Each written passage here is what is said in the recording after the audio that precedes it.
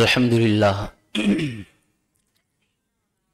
الحمد لله نحمده ونستعينه ونستغفره ونعوذ بالله من شرور أنفسنا وسيئات أعمالنا من يهده الله فلا مضل له ومن يضلل فلا هادي له وأشهد أن لا إله إلا الله وحده لا شريك له وأشهد أن محمدا عبده ورسوله اللهم صل على محمد وعلى آل محمد كما صليت على إبراهيم وعلى آل إبراهيم إنك حميد مجيد وبارك على محمد وعلى آل محمد كما باركت على إبراهيم وعلى آل إبراهيم إنك حميد مجيد أما بعد فإن أصدق الحديث كتاب الله وخير الهدي هدي محمد صلى الله عليه وسلم وشر الأمور محدثاتها وكل محدثة بدعة وكل بدعة ضلالة وكل ضلالة في النار. فيقول الله تبارك وتعالى في محكمه التنزيل العظيم والفرقان المجيد: أعوذ بالله من الشيطان الرجيم، بسم الله الرحمن الرحيم.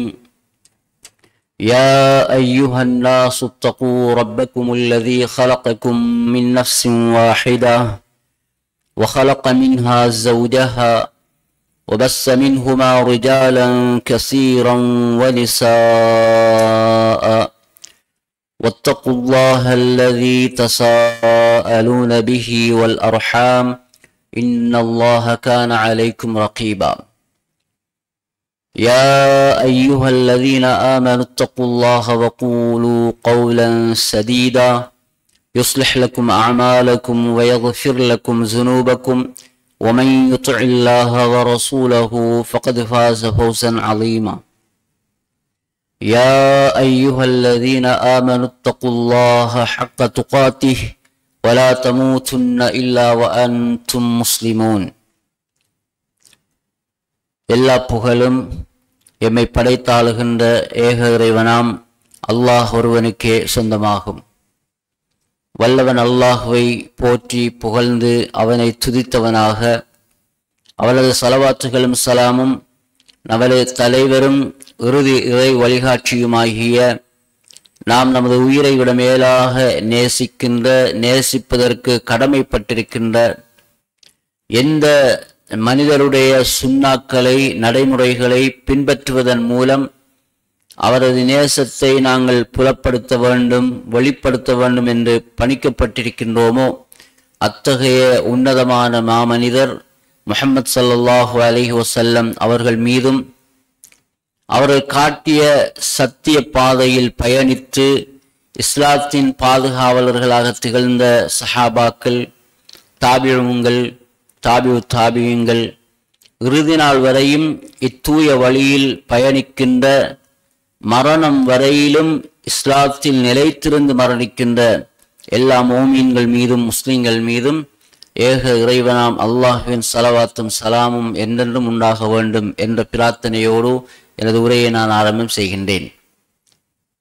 அல்லாஹு ஜல்ல சுப்ஹானஹு வ தஆலா இந்த உலகில் குறிப்பிட்ட கால ஆயுளை நமக்கு தந்து அவனை இபாதத் செய்வதற்காக எங்களை படைத்து உலகிலே பல்கி பெருக செய்து வாழ வைத்திருக்கின்றான். அன்புக்குரிய சகோதரிகளே, நாங்கள் இந்த உலகில் எப்படி வாழ வேண்டும், எங்களுடைய வாழ்க்கையில் எவ்வாறான விடயங்களை நாம் எடுத்து நடக்க வேண்டும், எவ்வாறான விடயங்களை நாங்கள் தவிர்த்து கொள்ள வேண்டும், எவற்றை நாங்கள் உண்ண வேண்டும், எவற்றை நாங்கள் உண்ணக்கூடாது, அல்லாஹ்வை எப்படி நாங்கள் இபாதத் செய்ய வேண்டும், எங்களுடைய அஹ்லாக் பண்பாடுகள் எப்படி இருக்க வேண்டும், இந்த எல்லா விடயங்களையும் அல்லாஹு ஜல்ல சுப்ஹானஹு வ தஆலா நமக்கு கற்றுத் தந்திருக்கின்றான். அர் ரஹ்மான் அல்லமல் குர்ஆன் ஹலக்கல் இன்சான் அல்லமஹுல் பயான். ரஹ்மான் அவன்தான் மனிதனை படைத்து மனிதனுக்கு பேசவும் கற்றுக் கொடுத்தவன். வஅல்லம ஆதமல் அஸ்மாஅ குல்லஹா, ஆதம் அலைஹிஸ்ஸலாத்துக்கு எல்லா பொருளினுடைய பெயர்களையும் அவன்தான் கற்றுக் கொடுத்தான். இந்த உலகிலே ஒரு சிறந்த ஆசிரியர் அல்லாஹுவை தவிர யாரும் கிடையாது. அல்லாஹு ஜல்ல சுப்ஹானஹு வ தஆலா அவனுடைய வேதங்களின் மூலமாகவும் அவருடைய தூதர்களை காலாகாலமாக அந்தந்த சமுதாயங்களில் இருந்தே தெரிவு செய்து தன்னுடைய இறை தூதர்கள் என்று அவர்களை அடையாளப்படுத்தி அற்புதங்கள் கொடுத்து அதனை உறுதிப்படுத்தி இந்த செய்திகளை நமக்கு கற்றுத் தந்திருக்கின்றான்.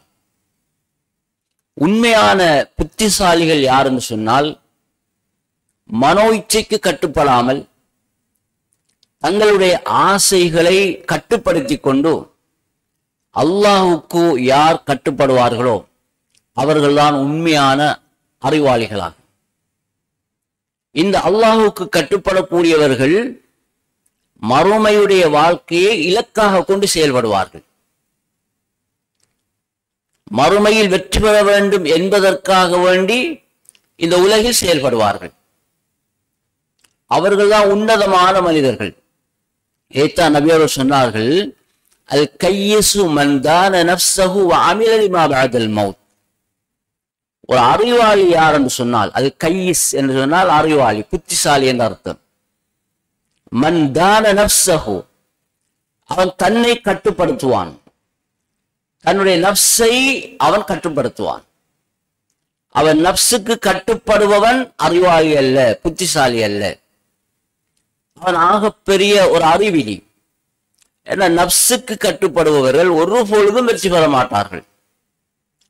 நஃப்ஸை கட்டுப்படுத்தக்கூடியவர்கள் தான் வெற்றி பெறுவார்கள். மனம் போன போக்கில் வாழ முடியாது ஒரு மோமின். தன்னுடைய ஆசை, தன்னுடைய அபிலாசை, தன்னுடைய எதிர்பார்ப்புகள் எப்படியெல்லாம் இருக்குமோ அப்படியெல்லாம் நாம் செயல்பட வேண்டும் என்று வாழும் வாழ்க்கை ஷைத்தானிய வாழ்க்கை. ஆனால் ஒரு மோமினுடைய வாழ்க்கை எப்படி இருக்கும் என்று சொன்னால், அவன் தன்னை அடக்கி ஆள்பவனாக, தன்னை கட்டுப்படுத்துபவனாக அவன் இருப்பான். வஅமில லிமா பஅதல் மௌத், மரணத்துக்கு பின்னுள்ள வாழ்க்கைக்காக வேண்டி அவன் இந்த உலகத்திலே செயல்படுவான் என்று ரசூலுல்லாஹ் சொன்னார்கள். அப்ப ஒவ்வொரு மோமினுடைய இலக்கும், அன்புக்குரிய சகோதரிகளே, மரணித்த பிறகு அல்லாஹ்வுடைய திருப்தியை பெற்றவர்களாக சுவர்க்கம் நுழைய வேண்டும் என்பதை தவிர வேறு ஒரு இலக்கு இருக்க முடியாது. அந்த இலக்கோடு லட்சியத்தோடு தான் நாம் எல்லாம் வாழ்ந்து கொண்டிருக்கின்றோம். எனவே எங்களிடம் இந்த ரெண்டு பண்பாடுகளும் இருக்க வேண்டும். ஒன்று, எங்களை நாங்கள் கட்டுப்படுத்த வேண்டும், எங்களுடைய நஃப்ஸை நாங்கள் கட்டுப்படுத்த வேண்டும். இரண்டாவது விடயம், நாங்கள் ஆஹ்ராவுக்காக வேண்டி செயல்பட வேண்டும். மரணத்தின் பிறகு அல்லாஹ்வுடைய திருப்தியை பெற்றவர்களாக, மஹ்ஷரில் அல்லாஹ்வுடைய திருப்தியை பெற்றவர்களாக, கபரில் அல்லாஹ்வுடைய திருப்தியை பெற்றவர்களாக, சுவர்க்கத்தில் அல்லாஹ்வுடைய திருப்தியை பெற்றவர்களாக நாங்கள் இருக்க வேண்டும் என்ற அபிலாசையின் எதிர்பார்ப்பு, இலக்கு, லட்சிய உணர்வின் அடிப்படையில் நாங்கள் செயல்பட வேண்டும்.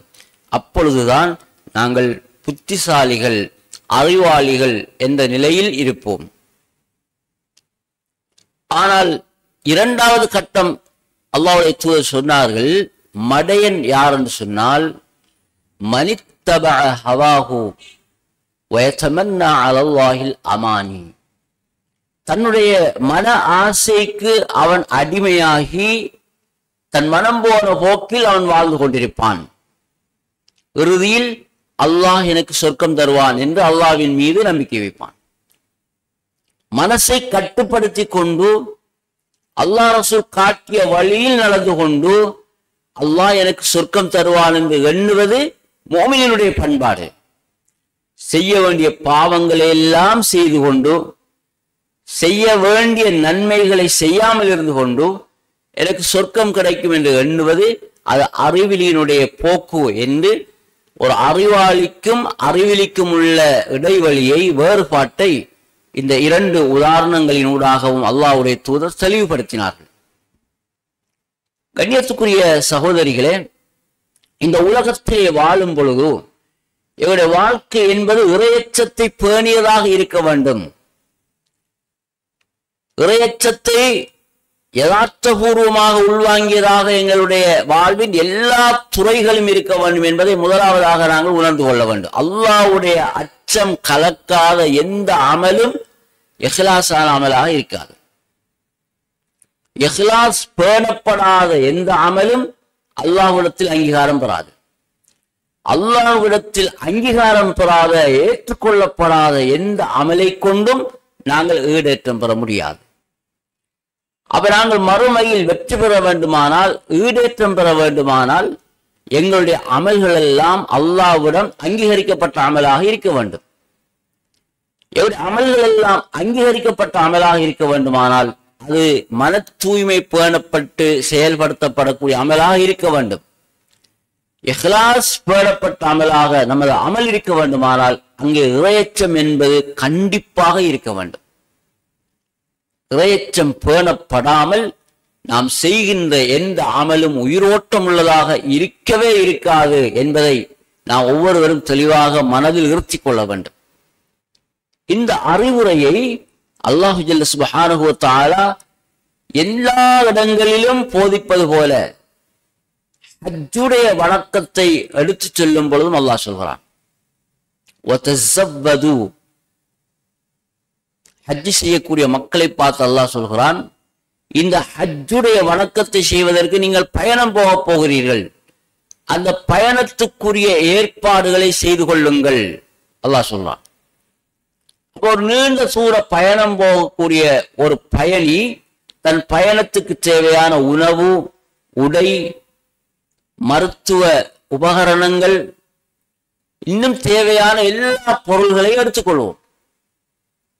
இப்படி தனக்கு தேவையான ஆடைகள், உணவு வகைகள், மருந்து பொருட்கள் என்று அனைத்தையும் நாம் கட்டிக்கொள்ளும் பொழுது அதற்குத்தான் கட்டுச்சாதனம் என்று நாம் சொல்லுவோம்.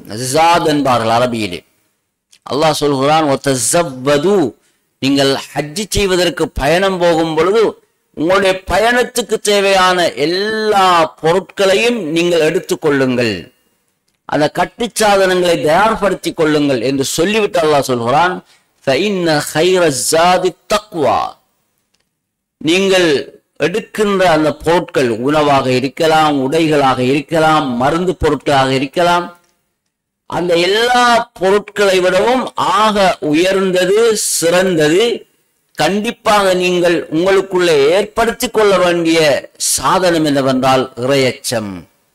அதை மறந்து விடாதீர்கள் அல்லாஹ் சொல்றான். அப்ப ஹஜ்ஜுடைய வணக்கம் என்பது எவ்வளவு பெரிய முக்கியமான வணக்கம். மன் ஹஜ்ஜ ஃபலம் யர்ஃபுத் வலம் யஃப்ஸுக் ரஜஅ கயௌமின் வலதத்ஹு உம்முஹு, யார் பாவங்கள் செய்யாமல் அதே போல ஹஜ்ஜை பால்படுத்தக்கூடிய ஏனைய குற்றச் செயல்களில் ஈடுபடாமல் சிறந்த முறையிலே ஹஜ்ஜை செய்வாரோ, அவர் ஹஜ்ஜி செய்துவிட்டு திரும்பும் பொழுது அவருடைய தாய் பெற்ற குழந்தை எப்படி குற்றமற்றதாக பிறக்கிறதோ அதுபோல அவர் தன்னுடைய தாய் நாட்டை நோக்கி திரும்புகிறார் என்று ரசூலுல்லாஹ் சொன்னார்கள். எல்லா பாவங்களும் மன்னிக்கப்பட்டவனாக அவர் வருவார். ஆனால் ஹஜ் என்பது ஏற்றுக்கொள்ளப்பட்ட ஹஜ்ஜாக இருக்க வேண்டும். அந்த ஹஜ்ஜிலே ரஃபதும் இருக்கக்கூடாது, ஃபிஸ்கும் இருக்கக்கூடாது. இந்த ரெண்டும் இல்லாத ஹஜ்ஜினுடைய அர்க்கான்கள் சரியாக பேணப்பட்டு அதிலே செய்யப்பட வேண்டிய வணக்கங்கள் எல்லாம் சரியாக செய்யப்பட்டு ஹலாலான பொருளாதாரத்தை கொண்டு நிறைவேற்றப்படுகிற பொழுது அந்த ஹஜ் செய்த மனிதன் பாவங்கள் மன்னிக்கப்பட்டவனாக வருவான். அவ்வளவு சிறந்த ஒரு வணக்கம் ஹஜ்ஜுடைய வணக்கம் என்பது. ஹஜ்ஜுடைய வணக்கம் என்பது அற்புதம்.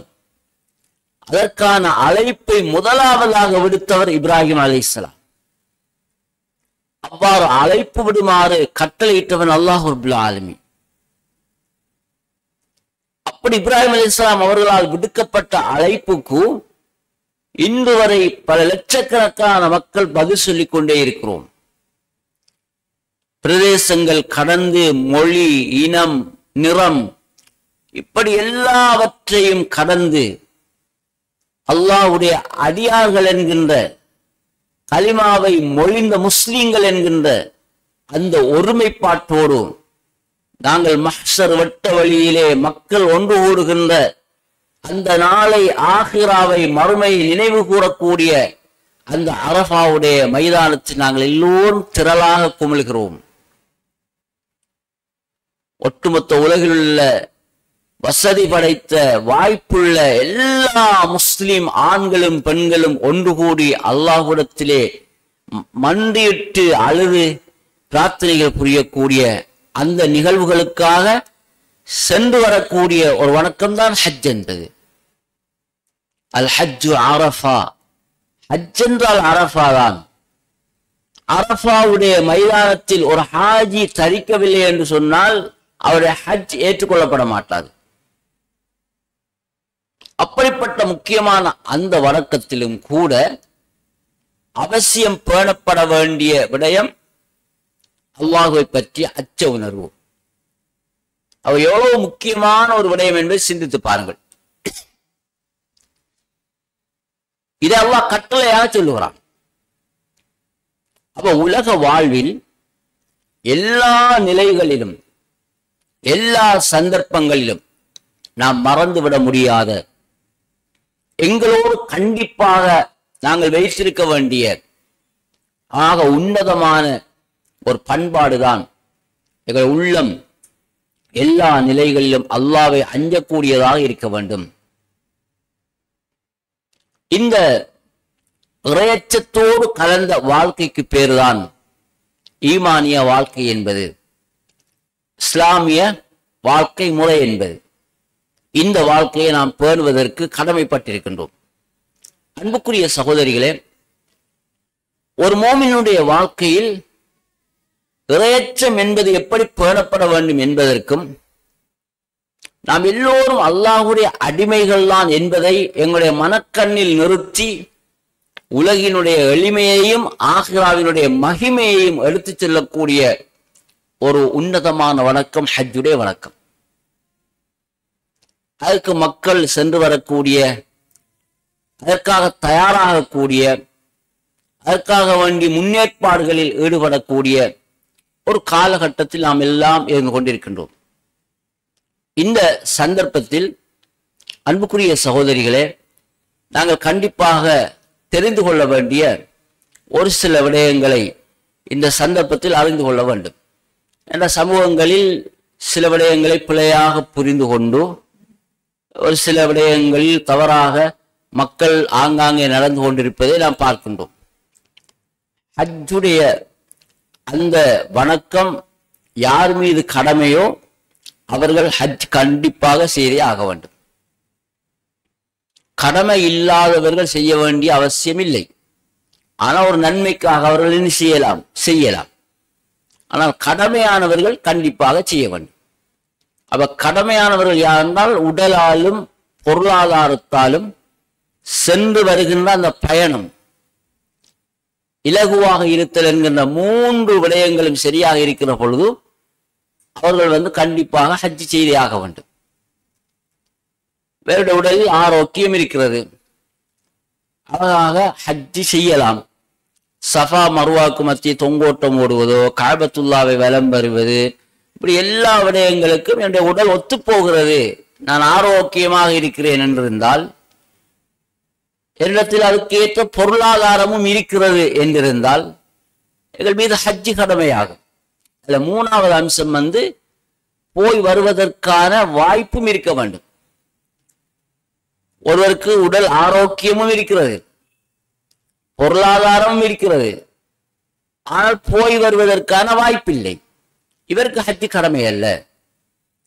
உதாரணம் சொல்லலாம், எங்களுக்கு டிக்கெட் கிடைக்கல, விமான டிக்கெட், விசா கிடைக்கல, காசு இருக்குது, எங்களோட ஆரோக்கியமும் இருக்கு, நாங்க முடியுமாக ட்ரை பண்ணினோம். ஆனால் இந்த அரசுக்கு சவுதி அரசாங்கத்தால ஒரு 200 கோட்டா தான் கிடைத்திருக்கிறது என்று வைத்துக் கொள்ளுங்கள். அது 300 கிடைத்திருக்கிறது. அது 150 பேருக்கு தான் அனுமதி. அந்த 150 பேருக்கு தான் விசா கொடுவிடும். அங்கால யாருக்கும் விசாக்கள் கொடுபட மாட்டாது, அனுமதி இல்லை. எவ்வளவு பெரிய கோடான கோடி இருந்தாலும் அவங்களுக்கு அனுமதி கிடைக்காது. எங்கள் நாட்டை பொறுத்தவரை 10,000 பேரும் போறதுக்கு ரெடியாக இருக்கிறார்கள், மக்கள் தயாராக இருக்கிறார்கள், ஆனால் அனுமதி இல்லை. இப்பொழுது எங்களுக்கு முன்னால் விண்ணப்பித்த, பல வருஷங்களுக்கு முன்னால் விண்ணப்பித்தவர்களும் இருப்பார்கள். அவர்களை அரசு தரம் பிரிக்கும். இதுல 2-3 ஹஜ்ஜி செய்தவர்கள் யார் என்று இனம் கண்டு அவர்களை நீக்கும். புதிதாக ஹஜ்ஜிக்கு போகக்கூடிய ஆட்கள் யார் என்று அவர்களை உள்வாங்கி அந்த கிடைத்த கோட்டாவுக்கு ஏற்றவாறு அது விசாக்களை கொடுக்கும். அதுல என் பேர் உள்வாங்கப்படவில்லை என்றால் எனக்கு ஹஜ்ஜி கடமை அல்ல என்பதை புரிந்து கொள்ள வேண்டும். ஏன்னா இந்த மார்க்கம் இலகுவான ஒரு மார்க்கம். அதுக்காக நான் யாருக்கும் திட்ட வேண்டிய அவசியம் கிடையாது, யாருக்கும் ஏச வேண்டிய அவசியமே கிடையாது. இதுல ஆகப்பெரிய ஆச்சரியம் என்ன தெரியுமா? மக்கா அந்த பிரதேசத்துல வசிப்பவர்களில் கூட பலருக்கு ஹஜ்ஜி செய்ய அனுமதி கிடைக்க மாட்டாது. இது மக்காவில் இருக்காங்க, அவங்க நினைச்ச மாதிரி ஹஜ்ஜி செய்ய இயலாது. மதீனாவில் இருப்பாங்க, ஹஜ்ஜி செய்ய இயலாது. அவங்களுக்கும் ஹஜ்ஜி செய்வதற்கென்று அனுமதி காட்கொடுபடும். அந்த காட்டிருப்பவர்கள் மட்டும்தான் ஹஜ்ஜுடைய கடமையில் ஈடுபடலாம். இல்லையென்றால் போலீசார் அவர்களை பிடித்தால் ஜெயில ஓட்டுவான். அப்ப அந்த மண்ணில் இருப்பவர்களே நினைச்ச மாதிரி ஹஜ்ஜி செய்ய முடியாது, நினைச்ச மாதிரி அவங்க செயல்பட இயலாதுன்னும் பொழுது ஏனைய நாடுகளில் உள்ளவர்களுக்கு, ஏன்னா அந்த மக்கள் தொகையை கட்டுப்படுத்துவது, நெரிசலை தவிப்பது, இதற்காக சில சட்டத்திட்டங்களை ஒவ்வொரு அரசாங்கமும் கடைபிடிக்கும். அந்த வகையில் எங்களுடைய நாட்டிலும் நாங்கள் ஆசையோடு இருப்போம். எங்களுடைய உடல் ஆரோக்கியத்துக்குள் நாங்கள் ஹஜ்ஜி செய்ய வேண்டும் என்ற எதிர்பார்ப்பு இருக்கும், தேவையான பொருளாதாரம் இருக்கும், அனுமதியும் கிடைக்க வேண்டும். இந்த 3 இருக்கும் பொழுதுதான் எங்களுக்கு ஹஜ்ஜி கடமையாகும் என்பதை மனதில் சரியாக நிறுத்திக் கொள்ளுங்கள். அனுமதிங்கிறது கிடைக்கவில்லை என்றால் எங்களுக்கு கடமை இல்லை என்பதை நாங்கள் புரிந்து கொள்ள வேண்டும். அதற்காக நான் யாரையும் திட்டி யாருக்கும் ஏசி எந்த பிரயோஜனமும் கிடையாது. கலா கதிரில் நம்பிக்கை இல்லாதவர்களாக மாறிவிடுவோம்.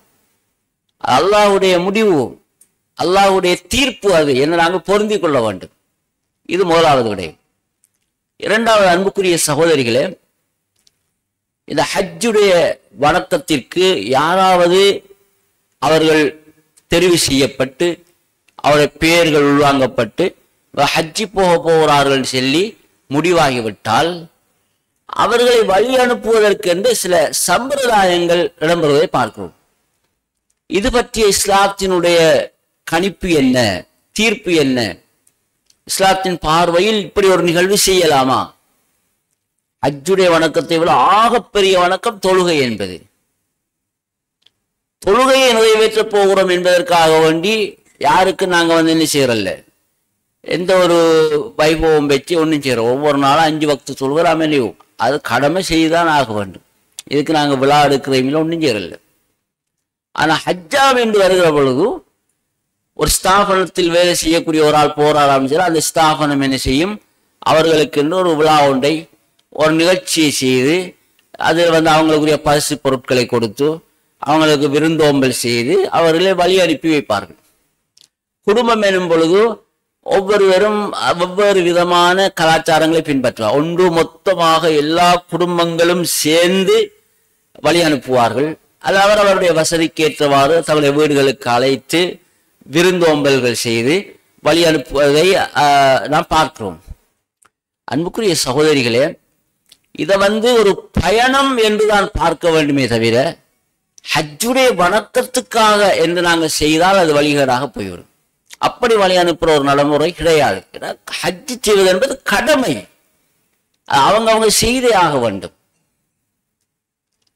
அதுக்கென்று ஒரு நிகழ்ச்சி ஒன்று மார்க்கத்தில் கிடையாது. ஆனால் ஒரு பெரிய பயணம் போகிறோம். ஆனா இப்ப இந்த காலத்தை பொறுத்தவரை அந்த பயணம் இலகுவாக இருக்கிறது.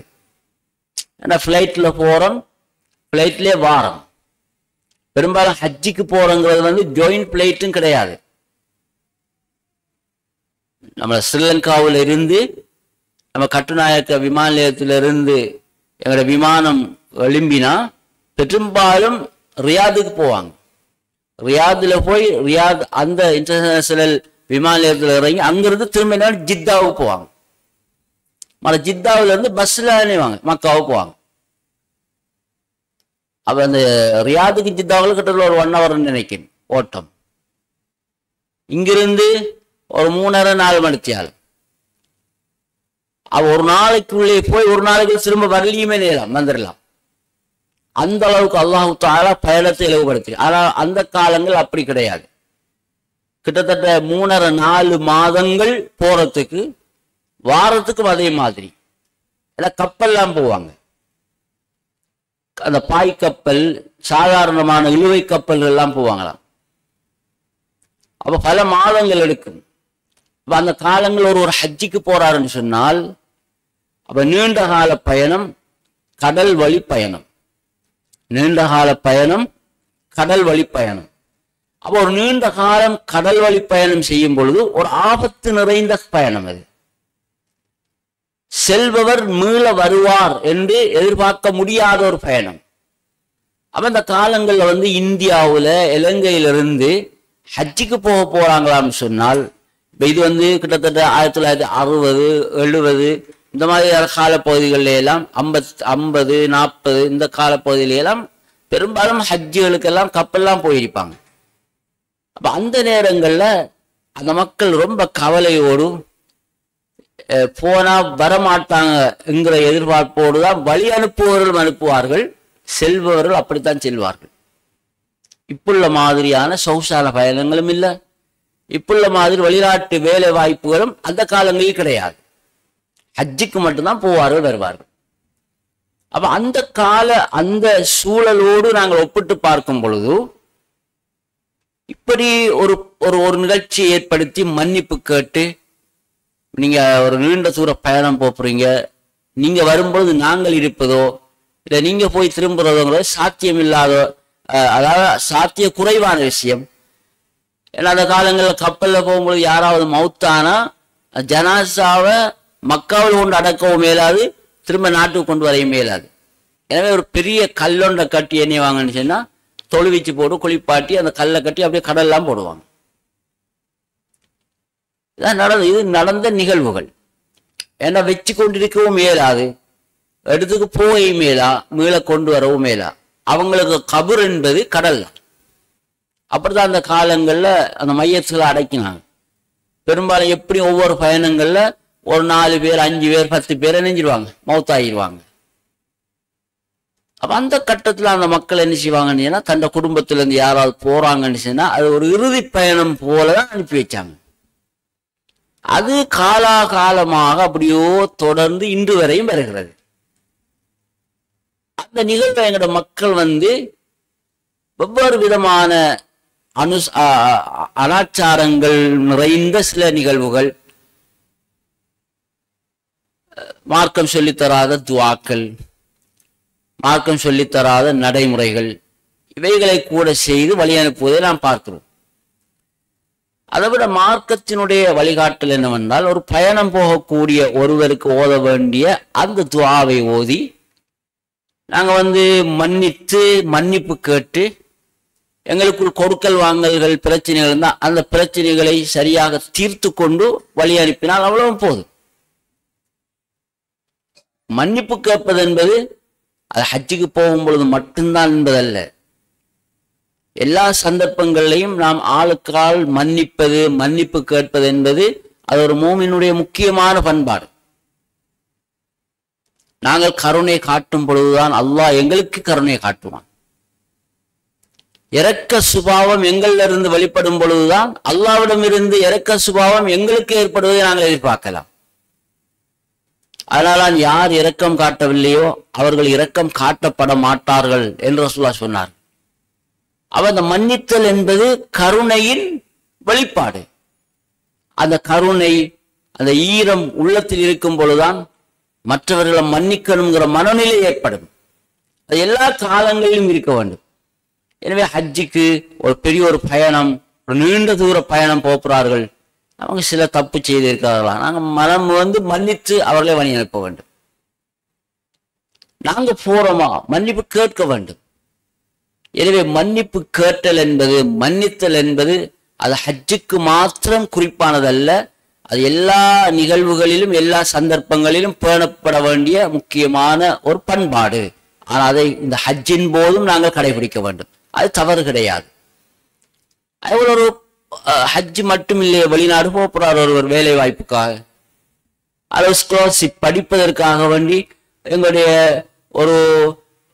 ஒரு பிள்ளை போகிறார். விவர நாங்கள் வழி அனுப்பும் பொழுது கூட நாங்கள் என்ன செய்வோம், அவருக்காக துஆ செய்து வழி அனுப்புவோம். அதே மாதிரி ஹஜ்ஜுக்கு போகிறார்கள், அந்த பயணத்தில் போகிறதுக்காக வேண்டி நாங்கள் ஒரு துஆ செய்து அவர்களை வழி அனுப்புகிறோம். அஸ்தௌதியுல்லாஹ் தீனக வ அமானதக வ ஹவாத்திம அமாலிக் என்று சொல்லி வரக்கூடிய துஆக்கள் இருக்கிறது, பயணத்தில் போகக்கூடியவர்களுக்காக ஓதுவது. அந்த மாதிரியான துஆக்களை ஓதி நாங்கள் என்ன செய்யலாம், வழி அனுப்பலாம். அதில் எந்த விதமான பிரச்சனைகளும் கிடையாது. விருந்தோம்பல் என்பதை பொறுத்தவரை, இந்த சாப்பாடு போடுவது என்பதை பொறுத்தவரையில அதுல சிலது மார்க்கம் வலியுறுத்திய சில நடைமுறை இருக்கிறது. அந்த அகீகா என்பது அல்லது வலிமா என்பது, இப்படி சில விடயங்கள் இருக்குது. அது அல்லாத ஒரு நட்புக்காக ஒரு நேசத்துக்காக நாங்கள் போடக்கூடிய இந்த சாப்பாடுகள் இது மார்க்கத்தில் தடை கிடையாது. ஆனால் பிழையான கலாச்சாரங்கள் பின்பற்றி விடக்கூடாது. சாதாரணமாக ஒரு பயணம் போகிறார், ஹஜ்ஜிங்கிற ஒரு நல்ல பயணம். ஒரு டாக்டருக்கு ஒரு பிள்ளை எடுபட்டிருக்கிறார், ஒரு ஸ்காலர்ஷிப் வெளிநாடு படிக்க போகிறார், ஒரு நல்ல பயணம். ஒரு சந்தோஷத்துல நாம் அவருக்கு அவ்வளவு சாப்பாட்டை போட்டு அனுப்புறோம், இது தவறு கிடையாது. அதே மாதிரி நாங்கள் இவங்களையும் என்ன செய்யலாம், விருந்துகள் கொடுத்து அனுப்புவதில் எந்த பிழையும் இல்லை. அவன் மார்க்கம் தடை செய்யலை. இப்போ இந்த மாதிரியான நடைமுறைகள் என்பது தவறு கிடையாது. ஆனால் ஒரு சில சகோதரர் என்ன செய்கிறார்கள் சொன்னால், பள்ளிவாசல்ல அந்த ஹஜ்ஜுக்கு போகிற எல்லாரையும் அழைத்து எல்லோரும் போய் நின்று கொண்டு மார்க்கம் சொல்லித்தராத முறையில் கூட்டாக துஆ ஓதி கத்தி குளறி ஆற தழுவி இந்த மாதிரி ஒரு பெரிய ஒரு நிகழ்வாக வழி அனுப்புகிறார்கள். இது அவ்வளவு ஆரோக்கியமான ஒன்று கிடையாது. தனித்தனியாக செய்வது என்பது என்ன, எல்லோரும் ஒரு பஸ்ல போறாங்கும் பொழுது அந்த பஸ் அடியில் போய் அவர்களை வழி அனுப்ப வேண்டும் என்ற அந்த எதிர்பார்ப்போடு சிலர் போவார்கள். அப்ப அந்த நேரத்தில் ஒவ்வொருவருடைய குடும்ப உறுப்பினர்களும் போகும் பொழுது இப்படி மொத்தமாக சேர்ந்தால் ஒரு கிரவுண்டாகத்தான் காட்டும். அந்த கிரவுண்டாக இருப்பது என்பது பிழை அல்ல. ஆனால் அந்த இடத்திலே அவங்க துஆ என்ற பேரில் ஒன்றை செய்வார்கள். அந்த துஆவுக்கு மார்க்கத்தில் அனுமதி கிடையாது, ரசூலுல்லாஹ்வினுடைய நடைமுறையும் இல்லை. நாம் ஓதக்கூடிய அந்த பெரும்பாலான வார்த்தைகள் அப்படி ரசூலுல்லாஹ் கற்றுத்தந்த முறையில் சந்தர்ப்ப துஆக்கள் இஸ்லாத்தில் தெளிவாக இருக்கு. நாங்கள் வீட்டில் நுழையும் பொழுது, வெளியேறும் பொழுது, பள்ளிவாசல் நுழையும் பொழுது, பள்ளிவாசலை விட்டு வெளியேறும் பொழுது, பயணம் போகும் பொழுது, பயணத்தில் ஒருவரை வழி அனுப்பும் பொழுது என்ன ஓதணும் என்பதெல்லாம் ஹதீஸ்களில் தெளிவாக வந்த விடயம்.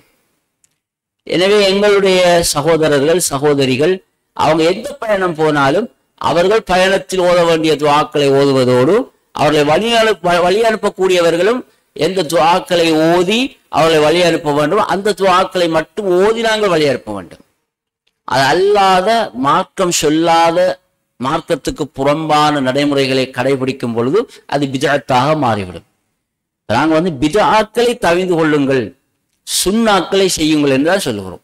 ரசூலுல்லாஹ் காட்டி தந்த நடைமுறையை நீங்கள் செய்யுங்கள். அவர்களுக்கு தெரியும் பயணம் போகும்பொழுது ரசூலுல்லாஹ் என்ன ஓதினார்கள். அது எந்த பயணமாக இருந்தாலும் அதுதான் துஆ என்பது. அது ஹஜ்ஜுக்காக போற பயணமாக இருக்கலாம், அல்லது ஒரு சுற்றுலா செல்லக்கூடிய பயணமாக இருக்கலாம், அல்லது படிப்பதற்காக போகக்கூடிய பயணமாக இருக்கலாம், அல்லது தொழிலுக்காக வேண்டி ஊர் விட்டு நாங்கள் போகிற அந்த பயணங்களாக இருக்கலாம். எந்த பயணமாக இருந்தாலும் அதுதான் துஆ என்பது. அந்த துஆக்களை ஓத வேண்டும்.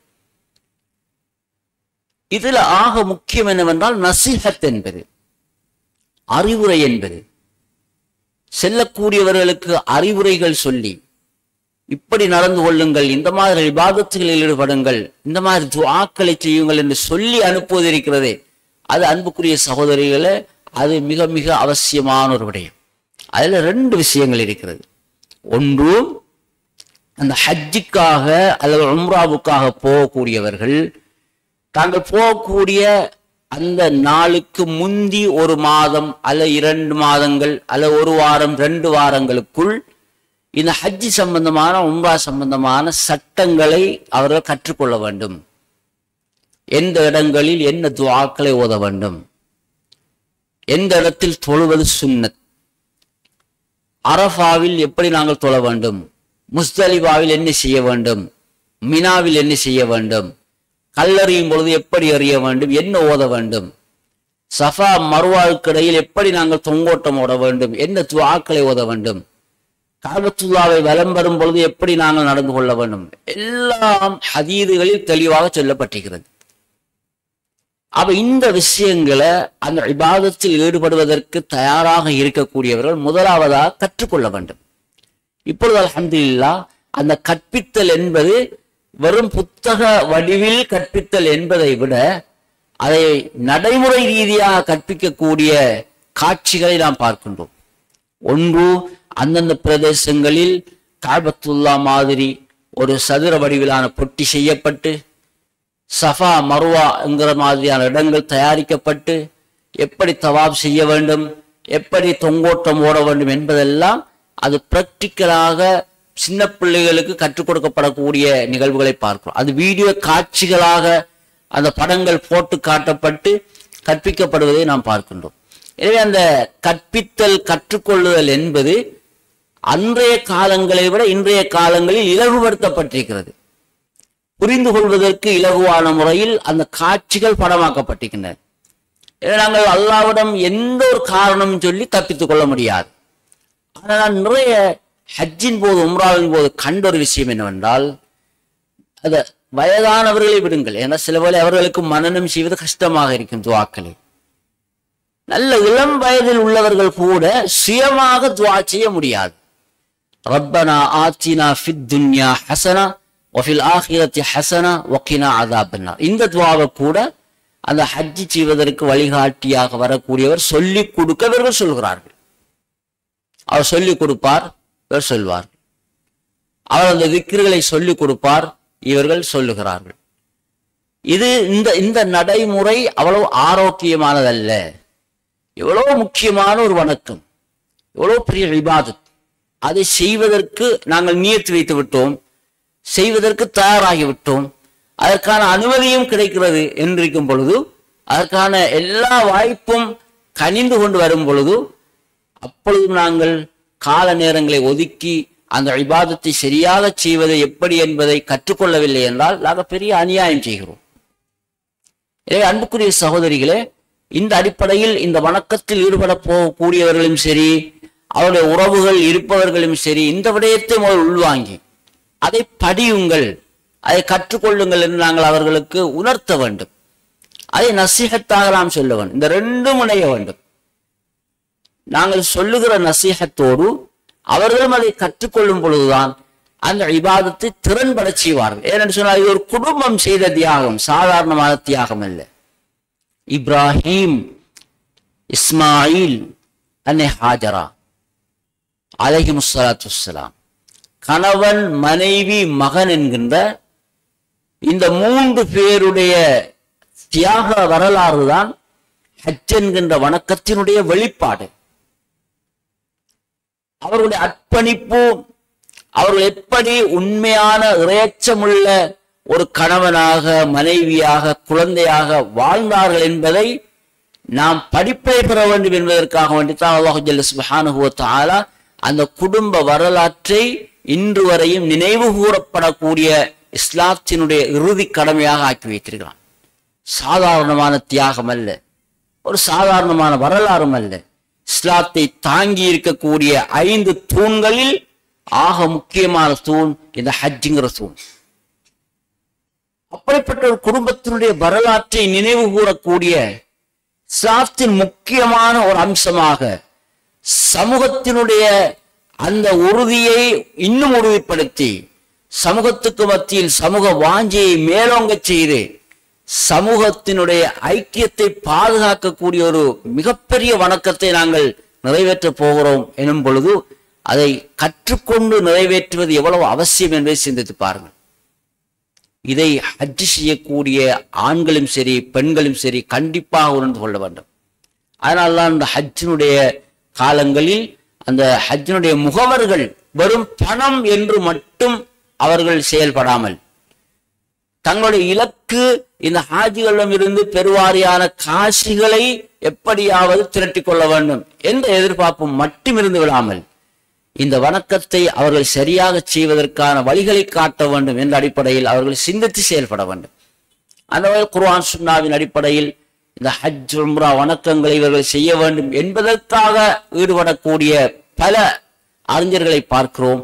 அவர்கள் இந்த கற்பித்தல் விடயங்களிலே நவீன நடைமுறைகளை கடைபிடித்து சாதாரணமான எதையும் விளங்க முடியாத நிலையில் உள்ளவர்கள் கூட எளிமையில் விளங்கக்கூடிய விதத்திலே இந்த செய்திகளை அவர்களுக்கு கற்றுக் கொடுப்பதை கூட நாங்கள் பார்க்கின்றோம். எனவே சகோதரிகளே, இந்த விடயங்களும் கடைபிடிக்கப்பட வேண்டிய மிக முக்கியமான ஒரு அமல் விடயம் என்பதை நாங்கள் புரிந்து கொள்ள வேண்டும். அடுத்தது அன்புக்குரிய சகோதரிகளே, பொதுவாக நான் சொன்னேன், இந்த இறையச்சம் என்பது வாழ்க்கையின் எல்லா நிலைகளிலும் பேணப்பட வேண்டும். அதுதான் வெற்றிக்கான ஒரே வழி. அந்த இறையச்சம் பேணப்படுதல் என்பதில் நாம் தவறுவிடுகிற பொழுதுதான் நாங்கள் படைக்கப்பட்ட நோக்கத்திற்கு மாற்றமான விதத்தில் எங்களுடைய செயல்பாடுகள் செயல்பட ஆரம்பிக்கும். அது வழிகேட்டின் பக்கம் நம்மளை கொண்டு போய் சேர்க்கும். அந்த விடயத்தை உணர்த்தக்கூடிய ஒரு இபாதத் தான் இந்த ஹஜ்ஜுடைய வணக்கம் என்பதை இந்த காலத்தில் நாங்கள் சரியாக புரிந்து கொள்ள வேண்டும். இதில் ஆக முக்கியமான ஒரு வணக்கம் தான் உதுஹியா என்பது. அப்ப உதுஹியா என்பது எப்ப நாங்கள் கொடுப்போம்? ஹஜ்ஜி பெருநாள் தொழுகை முடிந்ததும் உதுஹியாவுடைய வணக்கம் நிறைவேற்றப்படக்கூடிய ஆரம்ப நேரம். ஹஜ்ஜி பெருநாள் தொழுகை முடிகிறது. அப்ப ஹஜ்ஜி பெருநாள் என்பது எங்களுக்கு தெரியும், துல் ஹஜ்ஜினுடைய 10வது நாள். ஹஜ்ஜுடைய காலம் எப்ப ஆரம்பிக்குது? துல் ஹஜ் 8ல் ஹஜ்ஜுடைய அமல் ஆரம்பிக்குது. ஹஜ்ஜுடைய காலம் என்னும் பொழுது உங்களுக்கு தெரியும், ஷவ்வால், துல் காதா எல்லாம் ஹஜ்ஜுடைய காலம்தான். ஆனா துல் ஹஜ் 8ல் தான் ஹஜ்ஜுடைய அமல் ஆரம்பிக்குது. அதில் உங்களுக்கு தெரியும், மீனா எல்லாம் கடைசியில் அரஃபாவுடைய நாள் துல் ஹஜ் 9வது நாள். அங்கிருந்து முஸ்தலிஃபா, அதுக்கப்புறம் மீனா, அப்படியே ஜம்ராக்கல்ல கல்லறிகிறது, இந்த மாதிரி பல நிகழ்வுகள் நடக்கும். எல்லாம் துல் ஹஜ் 13 எல்லாம் முடியுது. அது 5-6 நாட்கள் தான் ஹஜ்ஜுடைய அமல் இடம்பெறக்கூடிய காலங்கள்.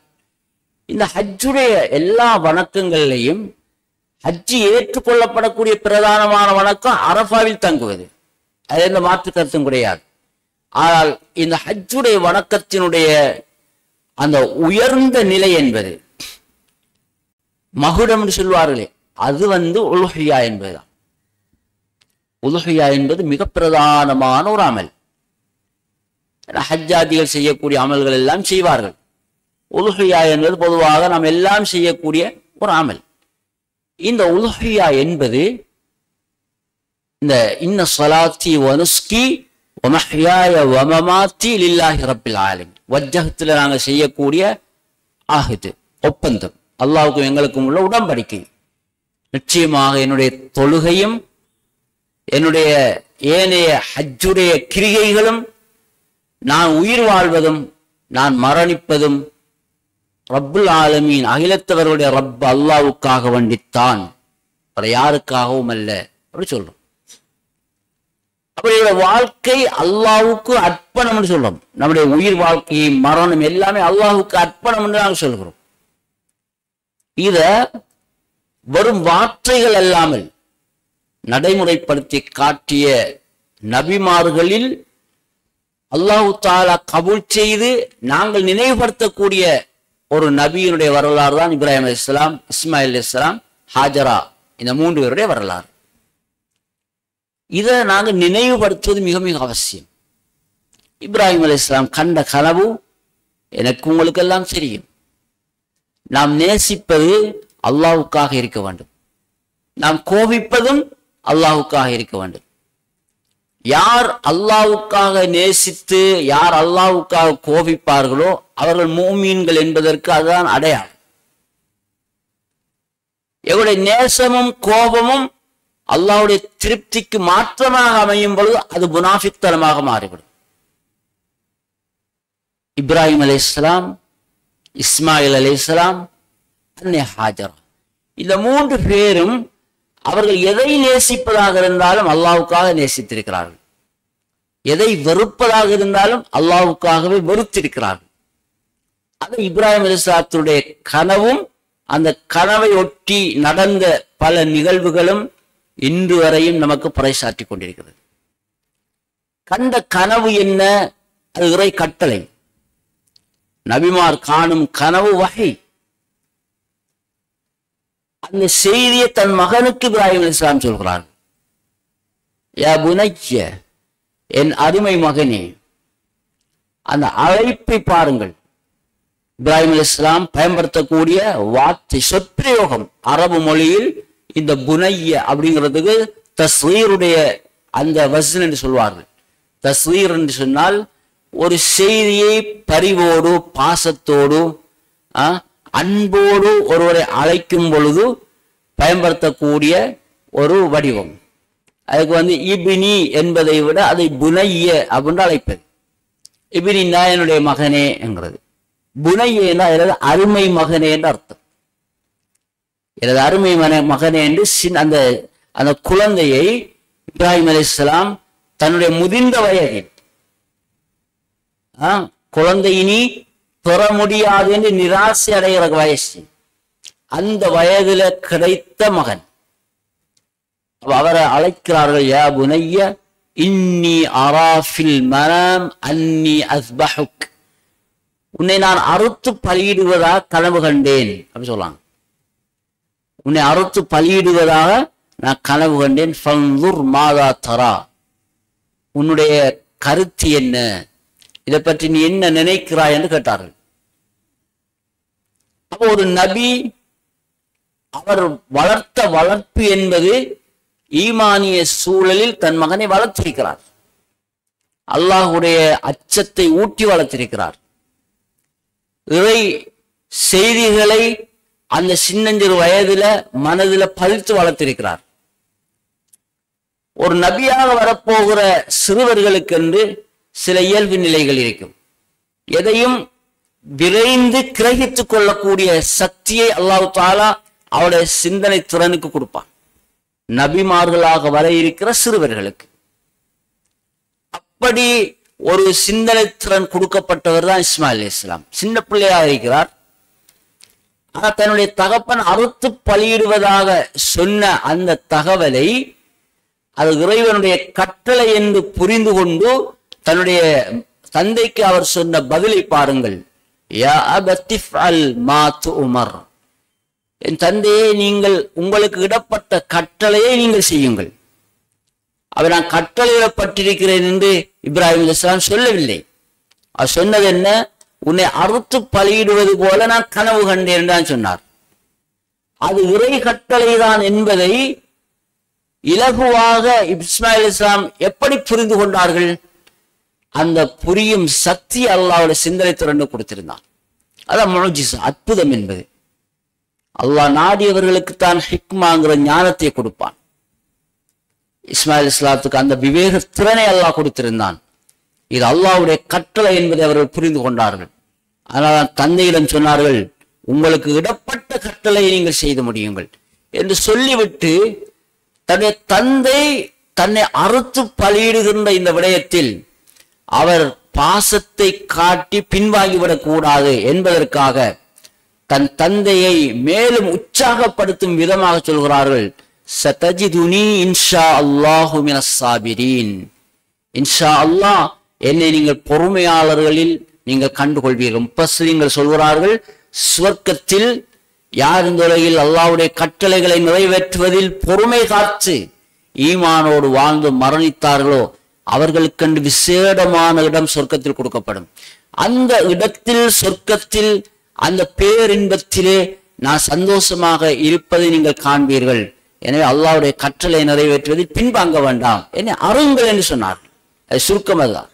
என்னை அறுக்குமாறு அல்லாஹ் சொல்கிறான், என்னை பலியிடுங்கள், அருங்கள் என்று தன்னுடைய தந்தையை பார்த்து அந்த சின்ன பிள்ளை சொல்லுது. பெரிய ஆள் கிடையாது, ஓடி ஆடி தெரியக்கூடிய அந்த சின்னஞ்சிறு குழந்தை.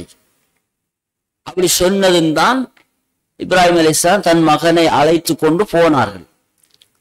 இந்த கணவன் மகன் ரெண்டு பேரும் ஒரு பெரிய தியாகம் செய்ய போகும் பொழுது அந்த மனைவியாக இருந்த அன்னை ஹாஜரா ஒரு பெண், எல்லா பெண்களையும் போல ஒரு பெண், அன்பிலும் பாசத்திலும், அது முதிர்ந்த வயதில் ஒரு 9-10 மாதங்கள் சுமந்து பெற்றெடுத்த அந்த குழந்தையை அறுத்து பலியிட வழி அனுப்புவது என்பது சாதாரணமான விடயம் கிடையாது.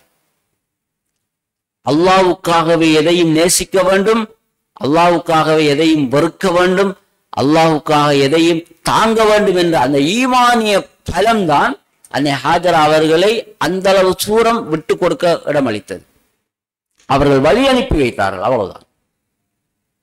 இது நான் பேசுவது போல நீங்க கேட்டுக்கொண்டிருப்பது போல ஒரு சாதாரணமான விடயம் கிடையாது.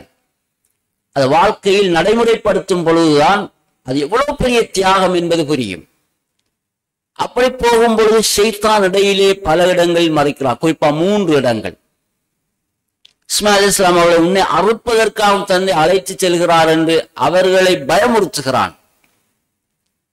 உங்கள் குழந்தையா நீங்கள் அறுத்து பலியிடப் போகிறீர்கள் என்று இப்ராஹிம் அலைஹிஸ்ஸலாம் அவர்களிடத்தில் பாசத்தை காட்டி இந்த கட்டளையை நிறைவேற்ற விடாமல் தடுத்து இவர்களை அல்லாஹ்வுடைய விரோதிகளாக மாற்றுவதற்கு சதி செய்தார். ஆனால் தகப்பனும் தனையனும் 2 பேரும் சேர்ந்து கல்லால் எறிந்து அவனை விரட்டினார்.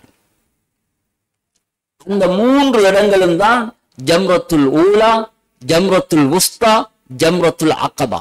இந்த 3 இடங்களிலும் 7 தடவைகள் 7 முறை ஒவ்வொரு நாளும் நாங்கள் கல்லறிவோம். 3 தடவைகள் 7 கற்கள் அறிவோம் அந்த 3 இடங்களிலும்.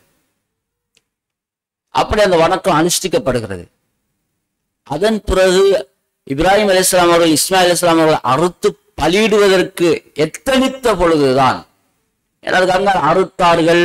அந்த கத்தியை பக்கத்தில் இருந்த மலையிலே அவர்கள் வீசியதும் அந்த மலை 2ஆக பிளந்தது என்றெல்லாம் வரக்கூடிய செய்திகளுக்கு ஒரு சரியான ஆதாரம் கிடையாது. அது நடந்திருக்கலாம், நடக்காமல் இருக்கலாம். ஆனா நிகழ்வு என்னவென்றால், அவர் அறுத்து பலியிடுவதற்கு முனைந்த பொழுது அல்லாஹு தஆலா உடனடியாக அழைத்தான், இப்ராஹிம் உனக்கு காட்டப்பட்ட கனவை நீ உண்மைப்படுத்தி விட்டாய், உன்னுடைய குர்பானை நாங்கள் ஏற்றுக்கொண்டோம், உன்னை அறுத்து பலியிடுதல்ங்கிற அந்த குர்பானை நாங்கள் ஏற்றுக்கொண்டோம் என்று சொல்லிவிட்டு சொர்க்கத்தில் இருந்த அல்லாஹு தஆலா அவர் செம்பரி ஆட்டை இறக்கி இஸ்மாயில் அலைஹிஸ்ஸலாத்துக்கு பதிலாக அந்த ஆட்டை அறுத்து பலியிடுவீராக சொன்னார். அந்த ஆட்டை அறுத்து பலியிட்டார்கள் அல்லவா, அதுதான் உதுஹியா என்று. அந்த வணக்கம் தான் உதுஹியா என்ற பெயரில் உலகம் முழுவதும் என்று நிறைவேற்றப்பட்டு வருகிறது. இது சாதாரணமான ஒரு வணக்கமா சிந்தித்து பாருங்கள். ஹஜ்ஜுடைய பெருநாள் தொழுகை முடிந்த பிறகு நிறைவேற்றப்படக்கூடிய அந்த உதுஹியா என்ற வணக்கம் ஈமானினுடைய யதார்த்தத்தை, இஹ்லாஸினுடைய யதார்த்தத்தை, அல்லாஹ்வுக்காகவே எதையும் நாம் நேசிக்க வேண்டும், வெறுக்க வேண்டும், செய்ய வேண்டும் என்பதனுடைய தாற்பயத்தை புரிய வைக்கக்கூடிய பிரதானமான ஒரு இபாதத். அதை நாங்கள் செய்ய வேண்டும். இந்த ஹஜ்ஜுடைய முக்கியமான கருப்பொருளே அதுதான். அந்த வசதி உள்ளவர்கள் கண்டிப்பாக செய்ய வேண்டும். ஒரு குடும்ப தலைவன் தன் குடும்பத்திற்காக வேண்டிய செய்யலாம். ஒரு ஆடு, ஒரு மாடு, ஒரு ஒட்டகம், ஏதாவது ஒன்றை அறுத்து பலியிட முடியும். இதுல மாடு ஒட்டகம் என்று வருகிற பொழுது 7 பேர் சேர்ந்து அறுக்கலாம். இதுல ஒரு மசாலா தெளிவா வளைக்கொள்வீங்க. 7 பேர் என்றால் 7 குடும்பங்கள் என்ற அர்த்தம். எல்லாரும் அறுப்பது கிடையாது, குடும்ப தலைவன் தான் அறுக்க வேண்டும். 7 குடும்பங்கள் சேர்ந்து ஒரு மாடு, 7 குடும்பங்கள் சேர்ந்து ஒரு ஒட்டகம் அறுத்து பலியிடுவதில் தவறு கிடையாது. ஆனா ஆடு என்று வரும் பொழுது ஒரு குடும்பம் தான் ஒரு ஆட்டை அறுக்கலாம் வரும். இது 7 என்று வருவதை வைத்து சிலர் நினைக்கிறார்கள், ஒரு குடும்பத்தில் 7 பேர் இருந்தா என்று நினைக்க. அப்படி அல்ல. குடும்பத்தில் உள்ளவர்கள் பலரும் இருக்கலாம், சில 12 பேரும் இருக்கலாம். குடும்பத்தினுடைய எண்ணிக்கை தான் 7 என்பது. உதாரணமாக ஒரு தகப்பன் இருக்கிறார், அவர் தன் குடும்பத்தின் சார்பாக உதுஹியா கொடுக்க நியத்து வச்சுட்டார். அவர குடும்பத்துல ஒரு 10 பேர் இருக்காங்க, அவரை பராமரிப்பு உள்ளவர்கள். இன்னொருவர் நினைக்கிறார், நானும் என் குடும்பத்துக்காக வேண்டி அறுத்து பலியன்னு நினைக்கிறார். அவரோட குடும்பத்துல 3 பேர் இருக்காங்க, இன்னொருவர் 2 பேர் இருக்காங்க, இன்னொருவர் 15 பேர் இருக்காங்க. இப்படி அந்த குடும்ப எண்ணிக்கை பலர் இருக்கலாம்.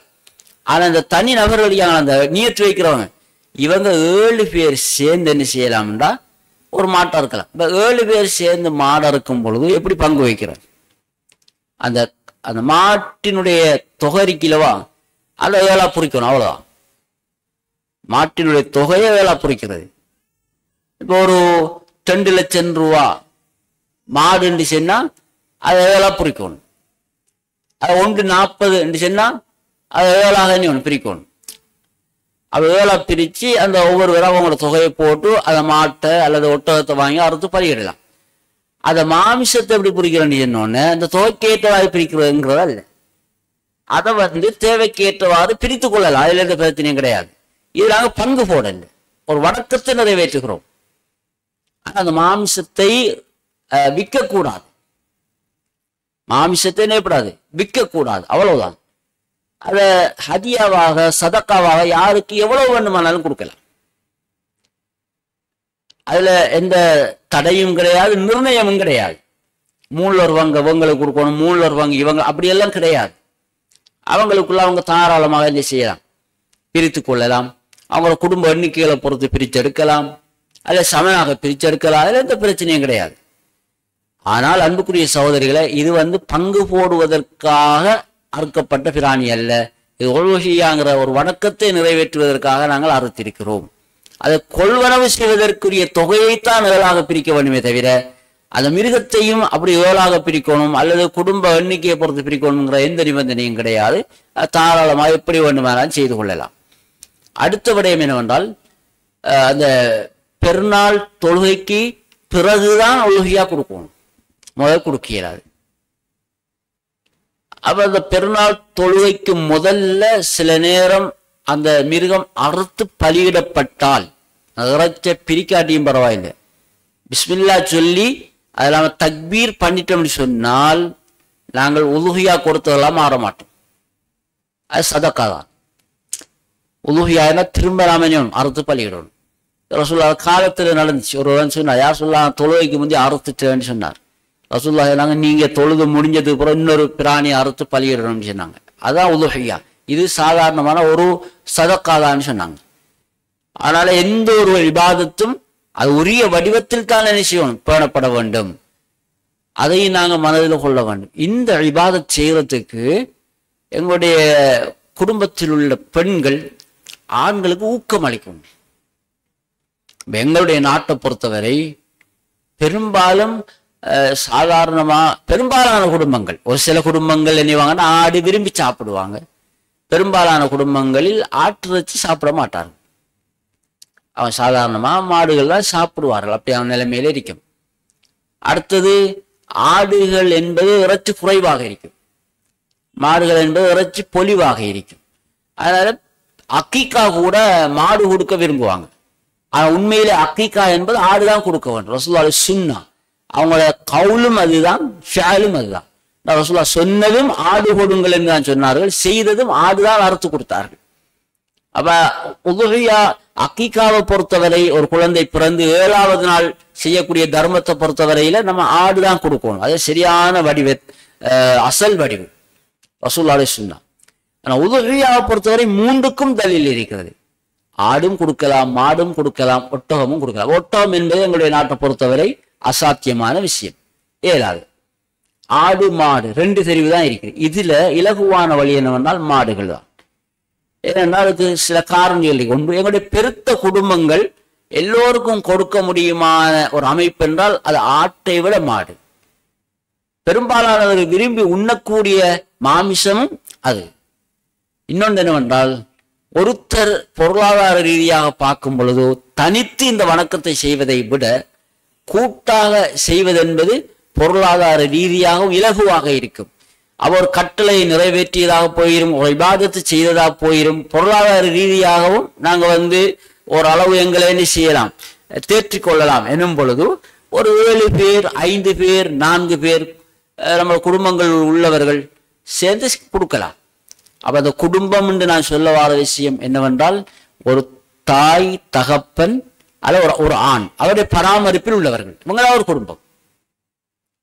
நீங்க குடும்பம் சொன்னா மாமா மாமி மச்சான் அப்படியெல்லாம் பார்த்துடாதீங்க, அந்த குடும்பம் வேற.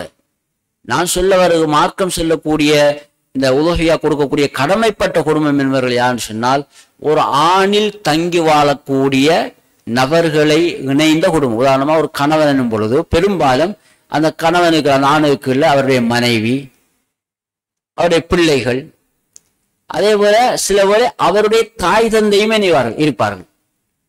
சில நேரம் அவருடைய பராமரிப்பில் அவருடைய திருமணம் முடியாத பெண்களும் அது சகோதரிகள் இருப்பாங்க. இன்னும் சில வேளைகள் அவருடைய பராமரிப்பில் திருமணம் முடித்து கணவனை இழந்த தன்னுடைய சகோதரி, அவருடைய பிள்ளைகளை அவர் பராமரிப்பான்னு வைத்துக் கொள்ளுங்கள்.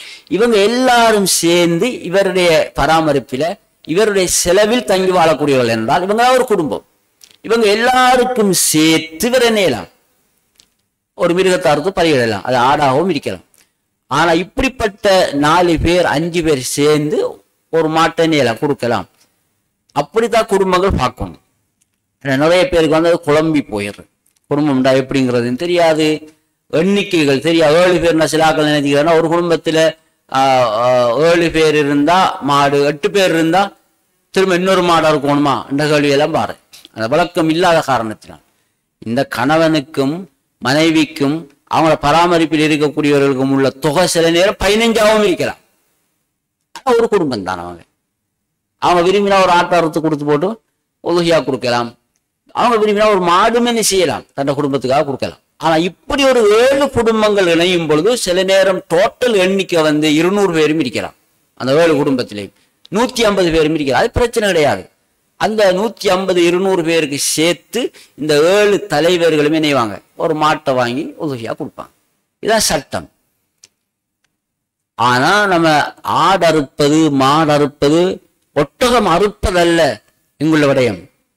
மனநிலை எப்படி இருக்க வேண்டும் என்று சொன்னால், எங்களுக்கு பிள்ளைகள் இருந்து அல்லாஹு ஜல்ல சுப்ஹானஹு வ தஆலா அவனை திருப்திப்படுத்துவதற்காக அந்த பிள்ளையை அறுத்து பலியிடச் சொன்னாலும் நாங்கள் அறுத்து பலியிடுவோம். நான் ஒரு பிள்ளையாக இருந்து என் தந்தைக்கு அல்லாஹ் அறுத்து பலியிடுமாறு சொல்லி எனக்கு அப்படி சொல்லப்பட்டாலும் என்னை அறுத்து பலியிடுவதற்கு நான் இணங்குவேன், அனுமதி கொடுப்பேன். இந்த மனநிலையில் அந்த மிருகம் அறுக்கப்படும். அதான் தக்வா என்பது, அதான் அந்த உண்மையான இறையச்சம் என்பது. எனவே இஸ்லாமிய சகோதரிகளே, சிந்தித்து பாருங்கள். இப்படியான ஒரு அர்ப்பணிப்பும் தியாகமும் உள்ள, எதையும் அல்லாஹ்வுக்காக ஏற்றுக்கொள்ளக்கூடிய மனநிலையில் உள்ள அந்த ஈமானுடையவர்களாக இருந்தால் அந்த பிரகாசத்தோடு வாழக்கூடிய மக்கள் வழி தவறுவார்களா என்று சிந்தித்து பாருங்கள். அல்லாஹ் ஒரு பொழுதும் அவர்களை வழி தவற செய்ய மாட்டான். மனிதன் என்ற அடிப்படையில் அவர்கள் தவறுகள் செய்யும் பொழுது பாவ மன்னிப்பு தேடுதல் என்கின்ற உதிப்பை அல்லாஹ் ஏற்படுத்துவான். அவர்கள் பாவ மன்னிப்பு பிராயச்சித்தம் தேடும் பொழுது அல்லாஹ் அவர்களுடைய தௌபாக்களை கபூல் செய்வான். இந்த நிலையை அல்லாஹ் ஏற்படுத்துவான். எனவே கண்ணியத்துக்குரிய தாய்மார்களே, சகோதரிகளே, இந்த மனநிலையை நாம் வளர்த்துக் கொள்ள வேண்டும். ஹஜ்ஜுடைய வணக்கத்தை பற்றி சரியான புரிதல் இருக்க வேண்டும். உதுஹியாவை பற்றிய சரியான தெளிவு இருக்க வேண்டும்.